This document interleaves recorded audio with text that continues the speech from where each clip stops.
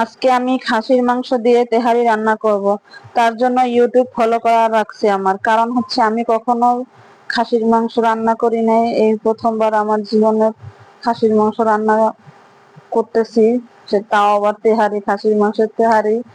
আমার জামাই যেহেতু আবদার করছে, সেহেতু তো করা লাগবেই, জামাইয়ের মন পাওয়া বলে কথা। যাই হোক, আমি ইউটিউব দেখে যেভাবে যেভাবে খাসির মাংসটা ক্লিন করা লাগে ওইভাবে আমি ক্লিন করে নিয়েছি। তার জন্য লেবু, হলুদ, লবণ, তারপরে সাথে এক্সট্রা এই যে কয়লাটা আগুনে পুড়িয়ে তারপর এটার ভিতরে সয়াবিন তেল দিয়ে, এই জিনিসটা আমার কাছে খুবই ভালো লাগছে। ইউটিউব থেকে আমি এটা শিখেছি। যাই হোক, তারপর এটা দিয়ে ঢেকে 20 মিনিট রেখে দিয়েছি, দোনোটাই 20 মিনিট। লেবু, হলুদ আর লবণ এটা দিয়ে 20 মিনিট ঢেকে দিয়েছি।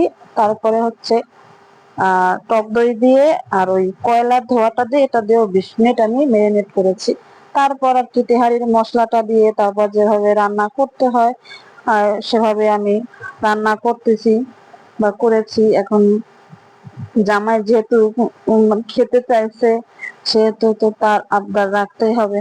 তার জন্য আমার ছোট্ট প্রচেষ্টা, প্রথমবার খাসির মাংস দিয়ে তেহারি রান্না করলাম। জানি না কতটুকু ভালো হবে, আলহামদুলিল্লাহ সুন্দরই হয়েছে, খেতে খুবই মজা হয়েছে। বিশ্বাস করি না যে ফার্স্ট টাইমে এত মজা হবে।